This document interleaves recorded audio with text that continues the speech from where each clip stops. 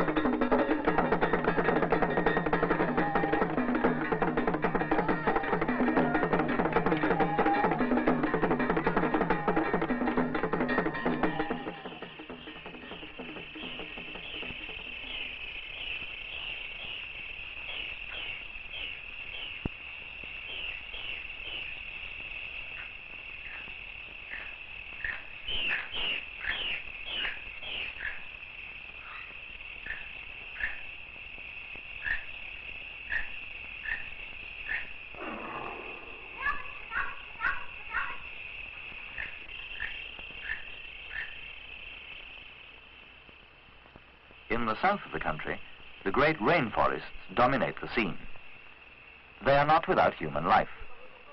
In small clearings throughout the forests, there are many villages such as this one.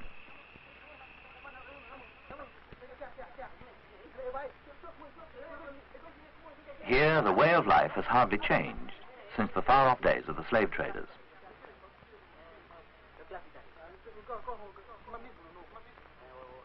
Still the thatched huts with their dried mud walls, the barter and chatter of the street market.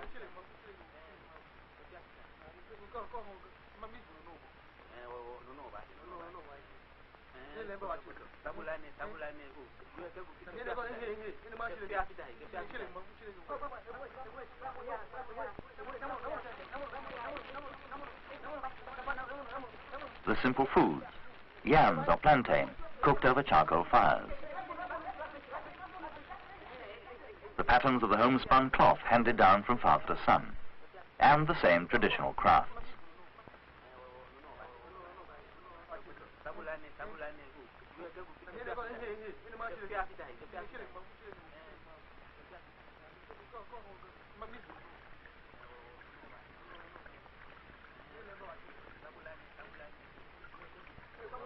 There are many hundreds of villages just like this, in the forest clearings or along the banks of the rivers. Most of the 8 million people of Ghana live in them, for there are very few towns.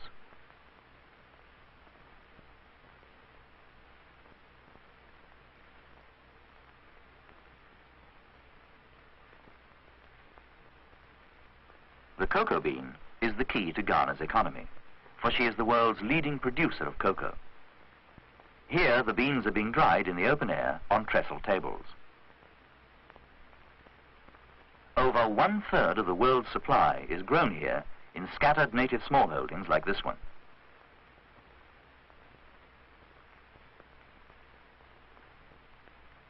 Cocoa is grown in the rainforest region, the source of much of Ghana's wealth.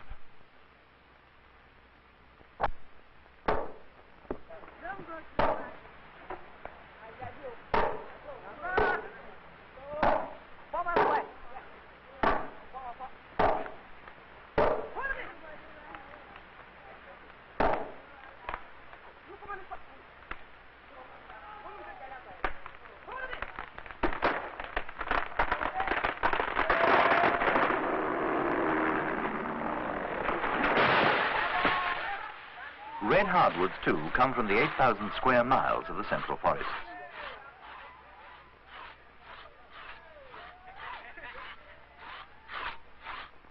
Kumasi is the natural center for both the timber and the cocoa industries. It is the second largest city in Ghana after Accra, the capital, and the chief town of the Ashanti region. It is one of the most prosperous parts of Ghana, and nearly 250,000 people live here.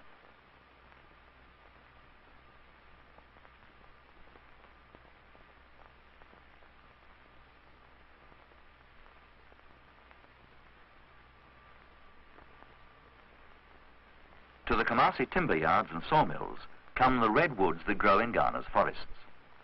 mahogany, obeche, wawa, sapele, ebony, cedar, and afromosia. Wood to be used for building, for furniture, and especially for export.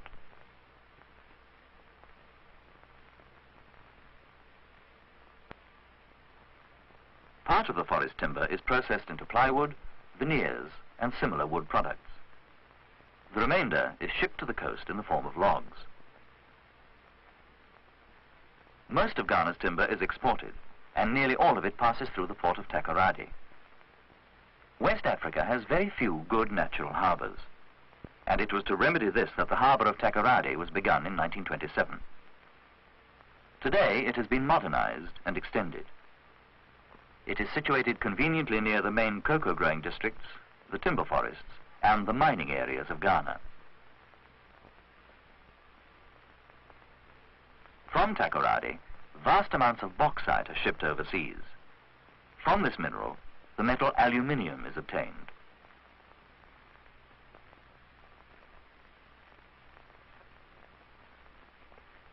Manganese ore, another of Ghana's valuable exports, is brought by railway from the mines of the interior. Both these minerals are loaded mechanically onto the waiting ships.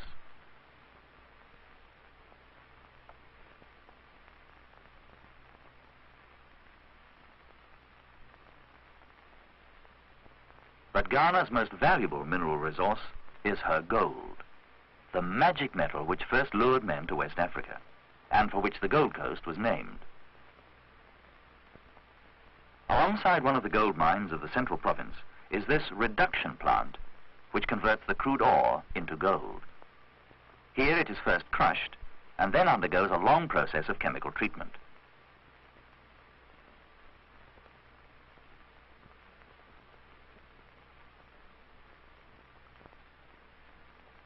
Finally, the ore is smelted. Ghana exports over 10 million pounds worth of gold each year.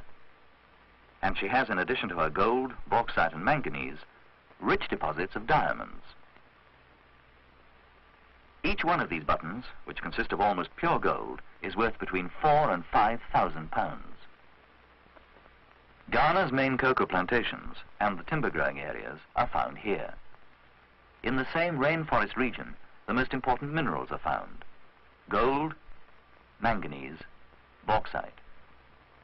In fact, the greater part of her natural resources, agricultural products, and minerals lie in the rainforests. Along the coast, to the east of Takoradi, runs a narrow strip of coastal scrub. To the north of the forest zone are savanna grasslands, gradually merging into desert as the rainfall decreases towards the interior. These grasslands support some cattle, but disease and drought restrict their numbers.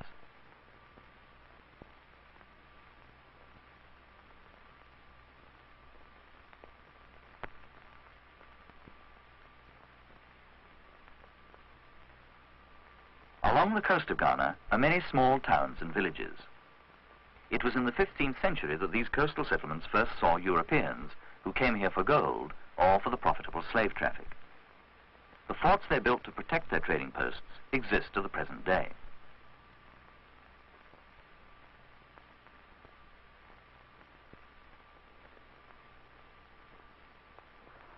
The coastal strip has few resources.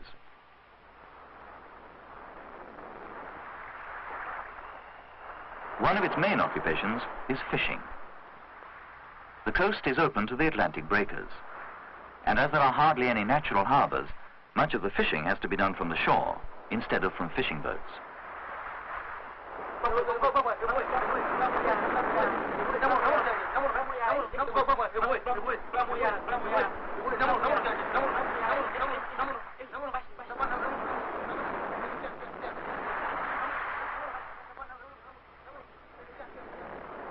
Fish is a very important food because it provides a source of protein which otherwise is very scarce in the southern areas of Ghana.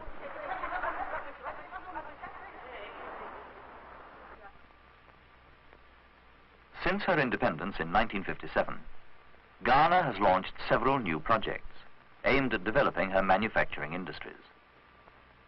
The most important of these is the Volta River scheme, for all industries need power, And as Ghana has no coal or oil, she is creating hydroelectric power by damming the great Volta River. This dam will eventually create one of the largest man-made lakes in the world.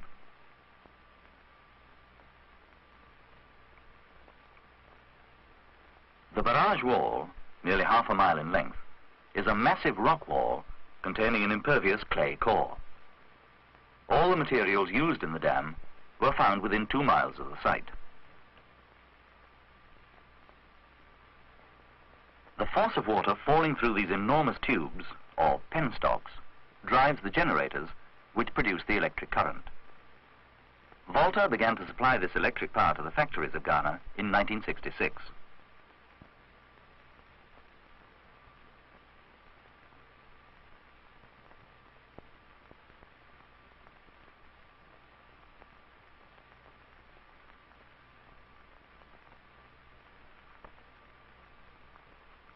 This is the significance of the Volta River scheme. It makes Ghana one of the few African states to have ample power for her industries, now and for the foreseeable future.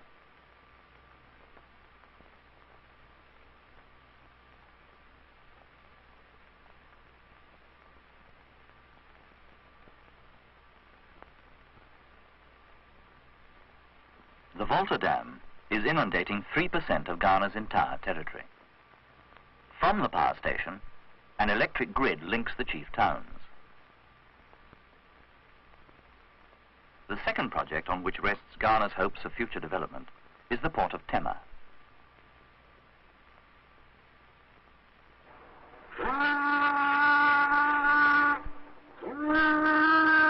Not long after the tropical dawn has broken, the mail boat berths at Tema Harbour and disembarks its passengers into the passenger terminal building. Before this port was built in 1962, each passenger, every piece of freight that came ashore, had to be carried in surf boats from ship to beach. In 1950, this was a fishing village. Today, it is one of the world's largest man-made harbours. The scheme involved the building of not only the docks, but also of cocoa silos, warehouses, storage plants, processing factories, and repair yards. 18 miles from Accra, the capital, Tema now serves as the main port for all eastern Ghana.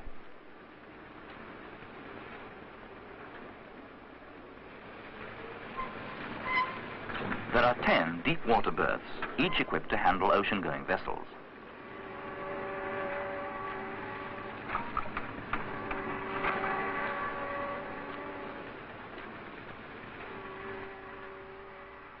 Tema has modern cargo handling techniques. For instance, the cocoa crop, which is one of the biggest items, is taken by this long covered conveyor to the dockside and fed into a mechanical loader. The bags of cocoa beans are carried up to a chute, which feeds them automatically into their correct stowage position in the ship's hold.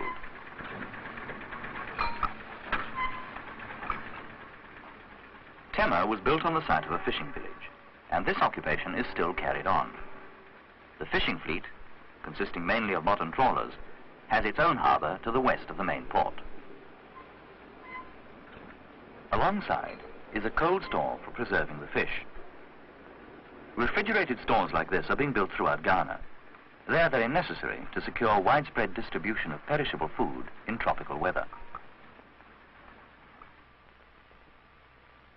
The third element, which is to make Ghana a modern industrial country, is the establishment of new industries.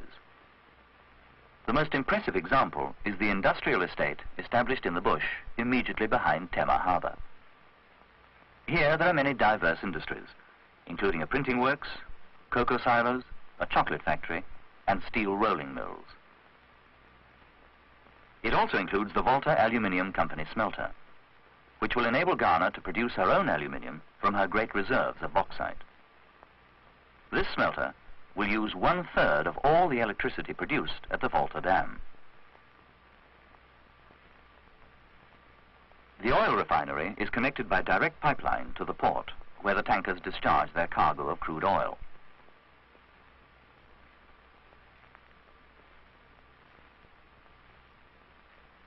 On this estate, there are to be found many names already well known in the Western world.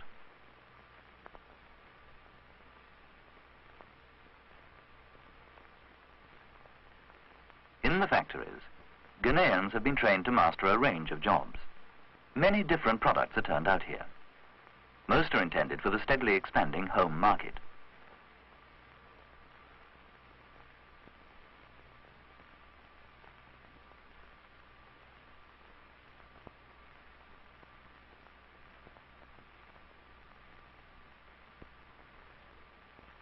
Aluminium sheeting is one of the most satisfactory roofing materials and is in great demand.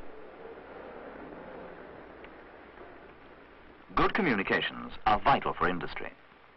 A modern highway connects Tema's port and industrial estate with the capital.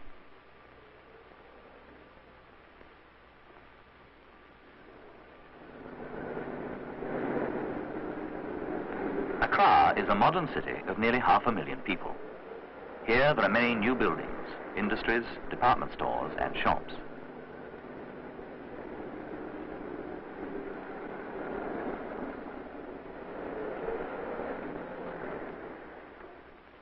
In recent years, numerous public buildings have been built. This is the Central Library. Many of these buildings have a concrete lattice work designed to admit air while keeping out the tropical sun.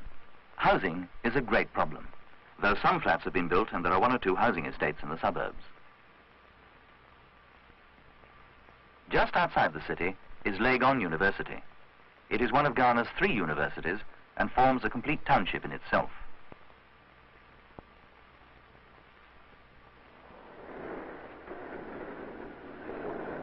In Accra, there are many international finance houses and banks.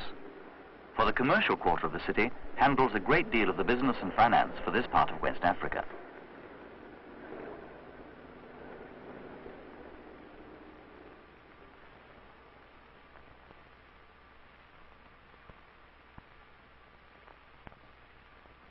Yet despite all the change and progress, much still remains the same.